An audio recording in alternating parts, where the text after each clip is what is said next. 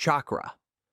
In the world of Naruto, chakra is basically the soul of the entire ninja universe. You absolutely need it to use any kind of jutsu. At its core, chakra is a perfect mix between physical energy from your body, built up through intense training, and mental energy from your mind, shaped by meditation and real battle experience. For example, when Naruto learned how to spin chakra in his hand to create the Rasengan, it wasn't just about having raw strength. He also needed insane mental focus to shape the chakra just right. Chakra flows through your body in a system kind of like blood circulation. It moves through hundreds of pressure points called tenketsu. That's why if someone has the Byakugan and uses gentle fists to block those points, even the strongest ninja can be completely shut down, unable to use any jutsu at all. Chakra is basically your life force. If you use it all up, you die. Simple as that. So the body has built-in safety systems to stop you from going too far. And yes, I'm talking about the 8 gates, a system that limits how much chakra you can release. Each gate acts like a barrier, stopping you from literally burning your life away. Not everyone can open even one of these gates. But if you can, oh man, it's a whole different level. Just look at Might Guy. When he opened the final gate during the fight with Madara, you saw how insanely powerful a human can become.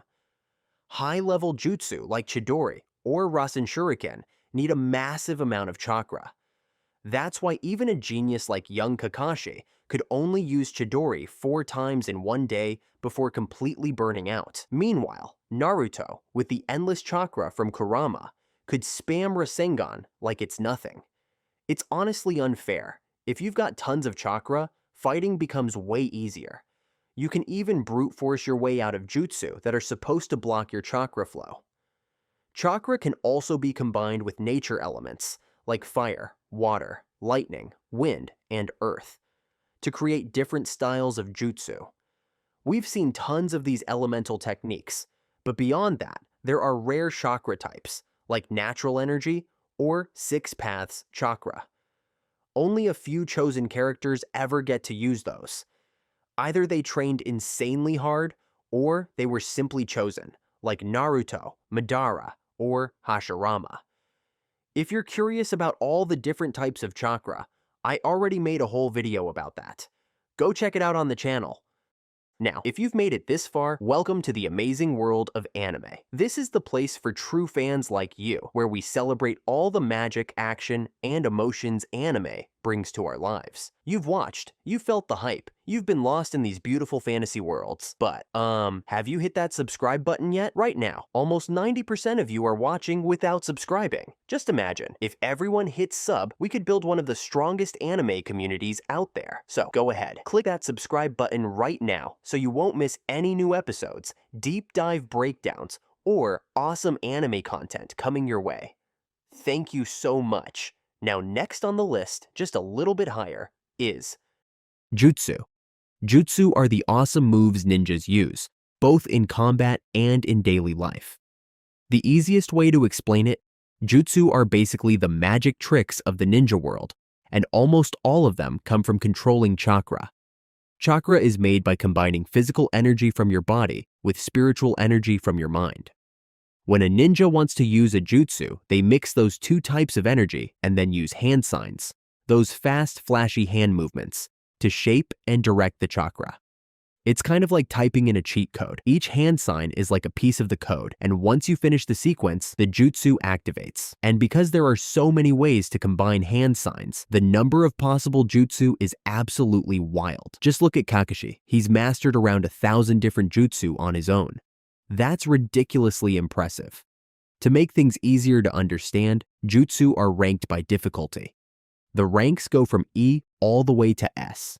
E-rank jutsu are the super basic ones that every student learns at the academy, like substitution jutsu or transformation jutsu. On the other hand, S-rank jutsu are on a completely different level. They're insanely dangerous and super rare. Only elite ninjas can pull them off, like Shisui Uchiha's Kotoa Matsukami, or the reanimation jutsu created by the second Hokage.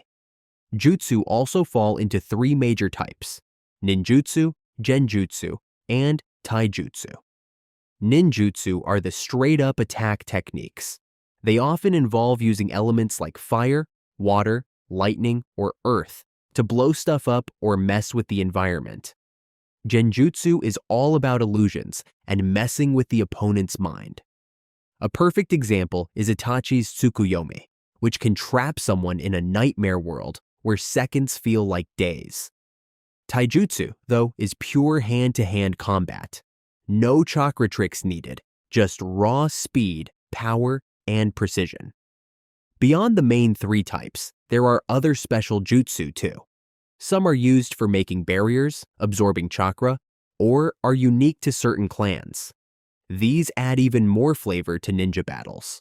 Most ninjas specialize in a few types of jutsu that match their strengths and personality. Sakura and Tsunade are famous for their healing jutsu and insane physical strength. Shikamaru's all about strategy and shadow jutsu passed down by his clan. And Itachi. The guy's a straight-up genjutsu legend. This kind of variety is what makes fights in Naruto so unpredictable and fun to watch. You never know what's coming next, and that's what makes the ninja world feel so alive. Kekkei Genkai. Kekkei Genkai are powerful abilities that you're literally born with. They're passed down through family bloodlines and are deeply built into a ninja's DNA. You can't just learn them or copy them. They're exclusive, and honestly, they make the people who have them feel almost unbeatable. One of the most famous and terrifying types of Kekkei Genkai is dojutsu, or eye techniques. These are special eyes with unique powers, and we've seen a ton of them in Naruto, Byakugan, Sharingan, Rinnegan, and plenty of other Ogans. Each eye comes with its own insane ability, and some of them can even evolve into stronger versions. Another major type is elemental fusion. This happens when a ninja can mix two basic chakra elements to create a whole new one. For example, the Yuki clan's ice release combines water and wind to make deadly ice attacks. Lava release fuses fire and earth to form molten lava. And of course, there's wood release, Makuton, used by Hashirama, which is probably the strongest Kekkei Genkai ever shown. He could create entire forests from nothing and completely take over the battlefield. While many ninjas can use multiple chakra elements, only a rare few can actually fuse two elements into a brand new one. That's what makes this type of power so special and so scary. Then there are the creepy Kekkei Genkai that let you control your own body in messed up ways. Kimimaro's Shikotsumyaku let him weaponize his own bones. He could shoot bone bullets, grow bone spikes, or cover himself in an unbreakable bone armor. Sakon and Ukon were even crazier, with the ability to merge their bodies with others, turning battles into total nightmares. What makes Kekkei Genkai truly valuable and dangerous is how insanely rare they are. Out of millions of ninja, only a small handful are lucky enough to be born with one. Byakugan and Sharingan are mostly locked into the Hyuga and Uchiha clans. Wood release only showed up in Hashirama and a few lab-made experiments from Orochimaru. And Shikotsumyaku, that belonged to Kimimaro alone. Because these powers are so rare, people are desperate to get their hands on them.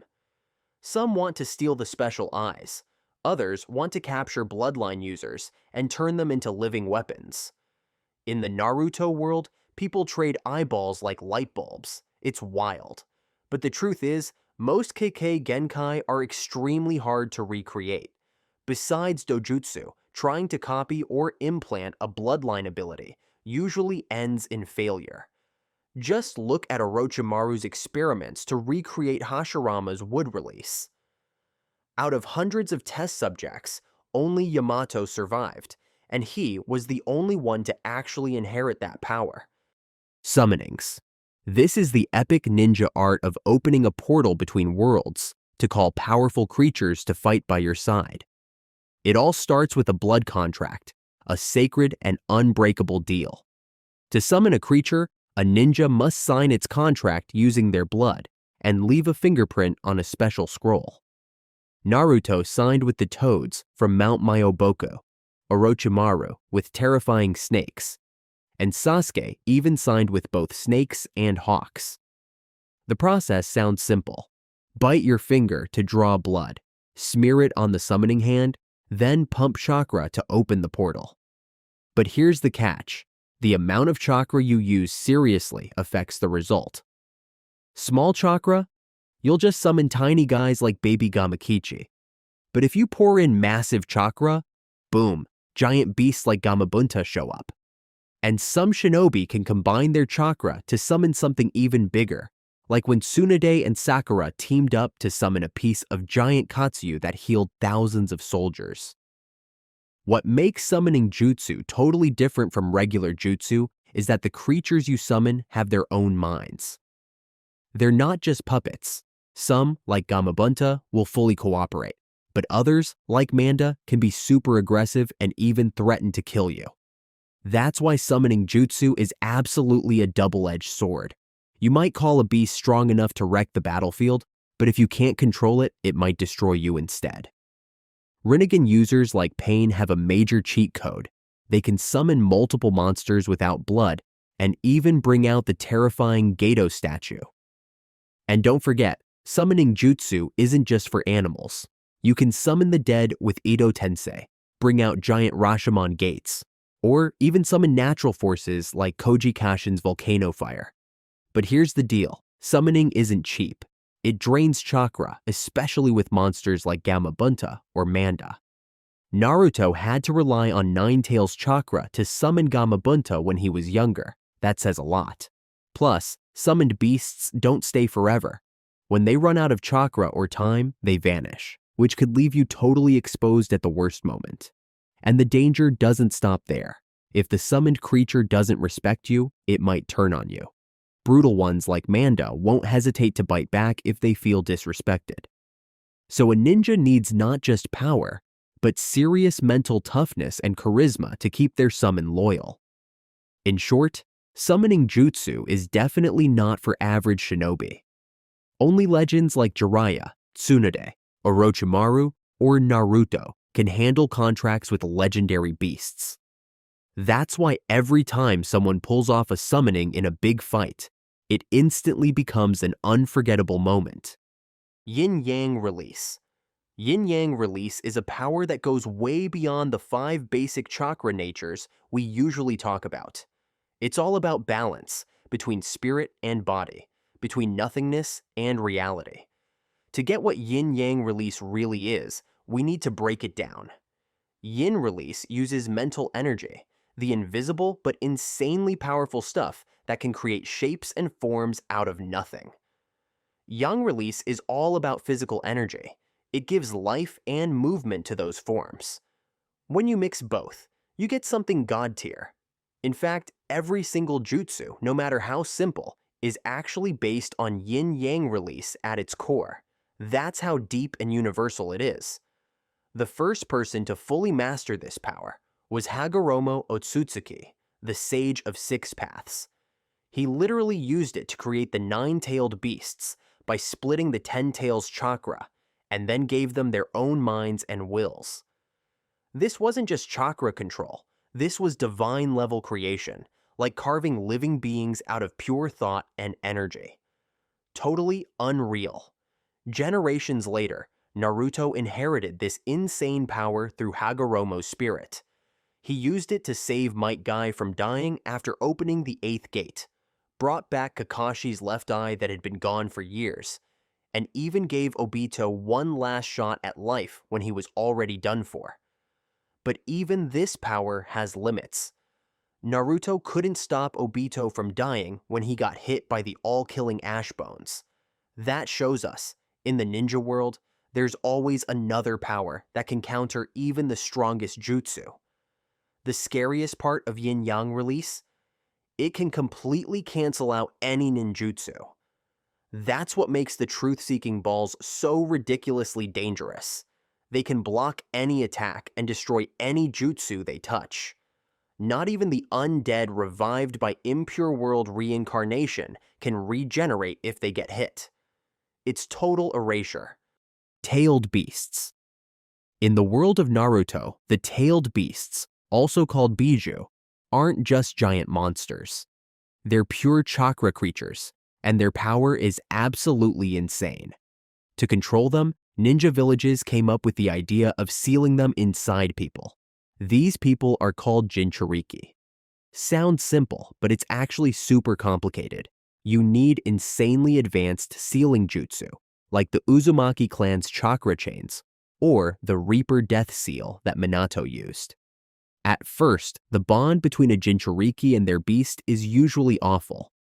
The tailed beast hates being trapped, and the host is often terrified of the monster inside them. Kurama hated Naruto for years because of this. But once they truly trust and understand each other, their power becomes insanely strong, like world-shaking strong. The chakra of a tailed beast isn't the normal blue kind, it's bright red, and there's a ton of it. So much, in fact, that it can be shared with entire armies. Their signature move? The Biju Bomb, a massive concentrated chakra blast that can literally blow up mountains. Thanks to all that chakra, Jinchuriki also heal crazy fast. They can recover from deadly injuries in just seconds. But the wildest form of power? Baryon Mode.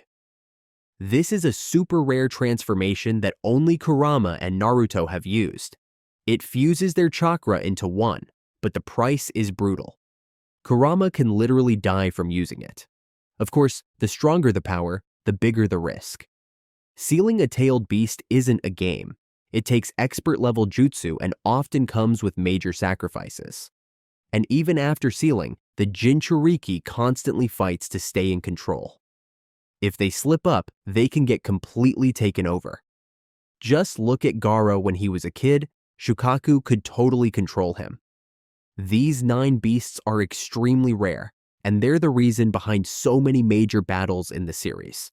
From the Great Ninja Wars to the Akatsuki's Eye of the Moon plan, everything revolves around capturing or using their power. Hagoromo created them to bring peace, but humans turned them into weapons. So the tailed beasts aren't just monsters. They carry deep stories, full of pain, power, and purpose. Ninja weapons.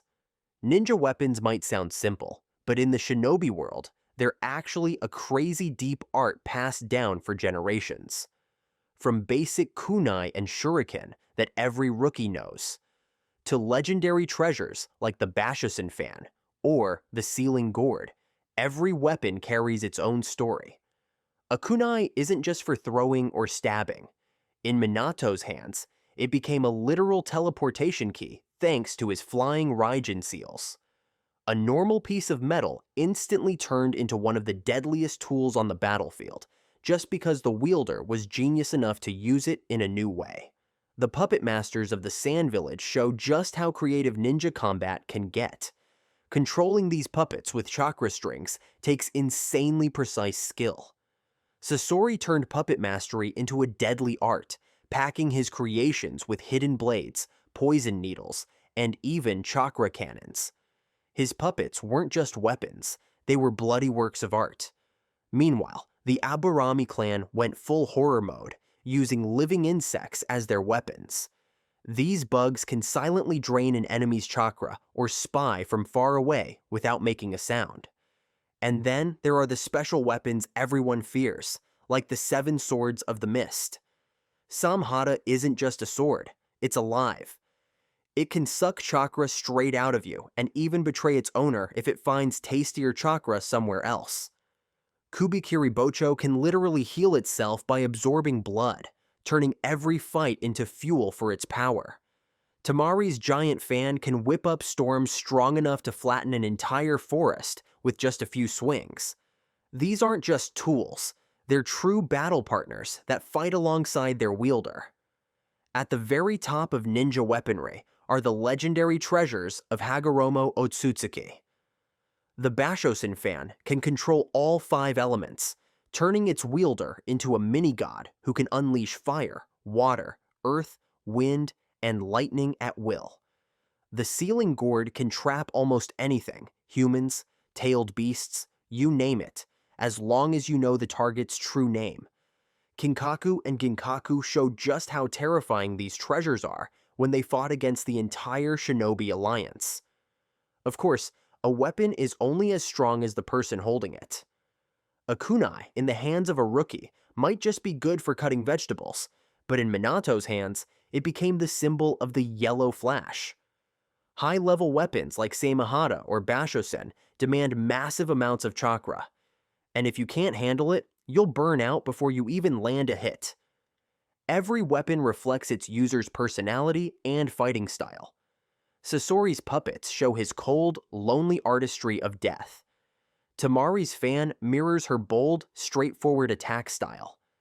Minato's flying Raijin kunai shows his genius for turning something simple into something legendary.